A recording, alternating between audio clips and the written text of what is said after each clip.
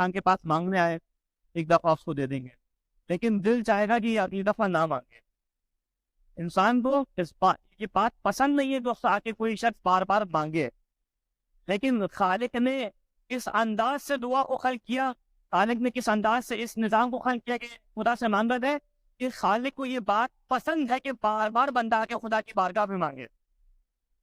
یعنی یہاں سے سمجھ میں آیا کہ خدا کی رحمت کو درک کرنا ہو تو انسان اس چیز کو دیکھے کہ انداز سے خدا نے انسان کے لیے مفہوم رحمت اور مفہوم دعا کو خلق کیا ہے کہ خدا چاہتا ہے کہ انسان بار بار خدا کی بارگاہ میں آ کے مانگے.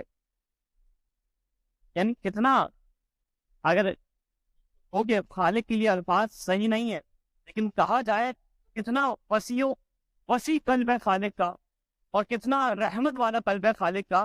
میں نے کہا یہ الفاظ خالق کی بارگاہ میں صحیح، لیکن تقریب رہنے کے لیے کہ انسان کو خالق چاہتا ہے کہ یہ بار بار میری بارگاہ میں آ کے مجھ سے مانگے اور میں اس کو بار بار عطا کروں.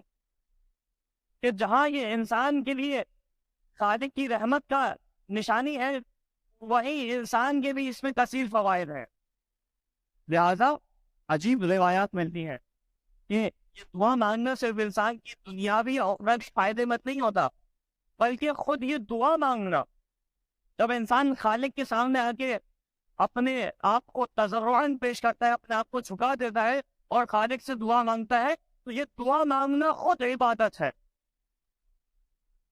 یعنی تصور کریں میرا آپ کے پاس کوئی شخص ہے کوئی چیز مانگنے، تو حد اعلیٰ کیا ہوگا، میں اس کو عطا کر دوں گا، میں اس کو چیز دے دوں گا، اور دینے کے بعد ایک احساس فخر ہوگا، ایک احساس ہوگا کہ میں نے اس کو دی ہے.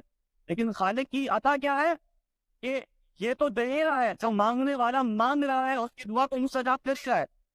کہ جب خالق کی بارگاہ میں انسان نے دعا کی تو 3 حالات سے کافی نہیں ہے، خالی نہیں ہے. ابھی روایت پیش کروں گا، 3 حالات سے خالی نہیں ہے.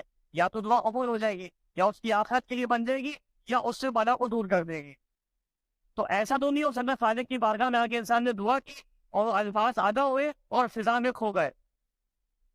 ایسا تو نہیں ہو سکتا. جہاں یہ الفاظ آدھا ہوئے یہ خالق کی بارگاہ میں پہنچے ہیں اور ان کا ایک اثر وضیع ہے جو بار ہوگا.